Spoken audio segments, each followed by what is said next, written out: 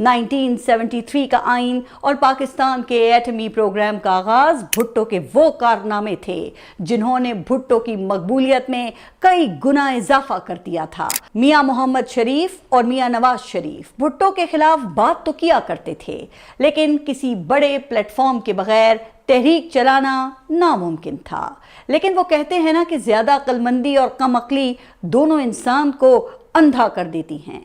हद से ज्यादा मकबूलियत, सियासी कामयाबियां और खुद परस्ती के जोम ने भुट्टो की खुद एतमादी में जरूरत से ज्यादा इजाफा कर दिया था।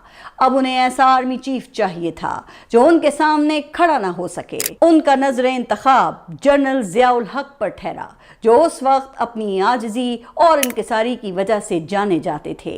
वो भुट्टो से भी इंतहाई आजिजी से मिला करते थे।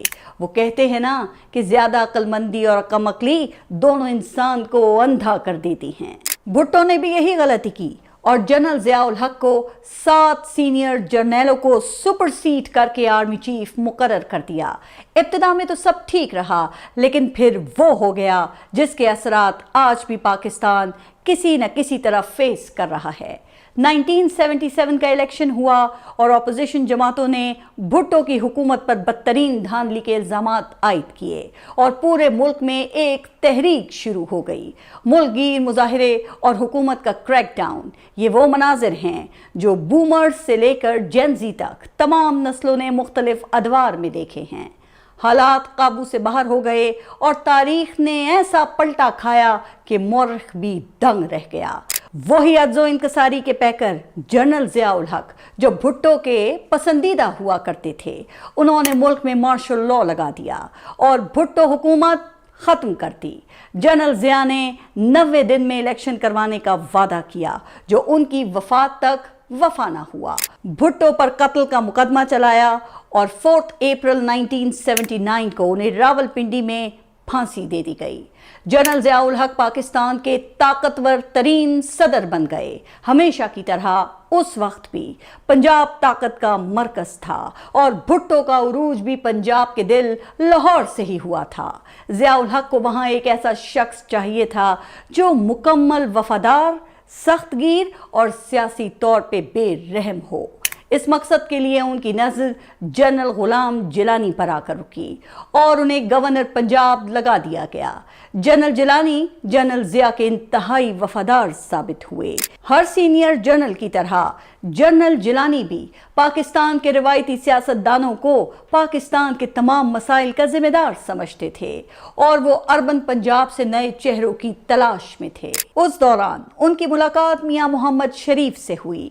मियां मोहम्मद शरीफ एंटी भुट्टो होने की वजह से उनकी नजरों में आ गए और दोनों के दरमियान गहरी दोस्ती हो गई।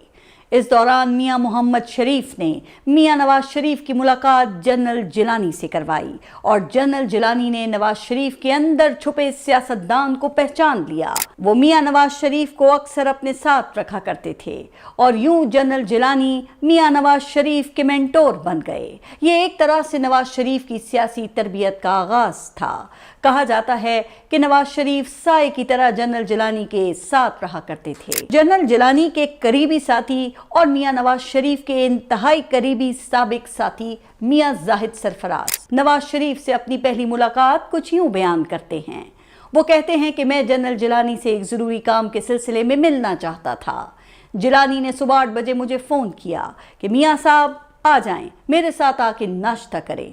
तो मैंने कहा कि मैं अभी सोया हुआ उठा हूँ, मुंह भी नहीं धोया। उन्होंने कहा कि ऐसे ही आ जाओ। मैं स्लीपर में ही चला गया। हम लोग लॉन में बैठ गए। उन्होंने मुझसे कहा कि क्या खाओगे? मैंने कहा कि अंडा पराठा मंगवा ले।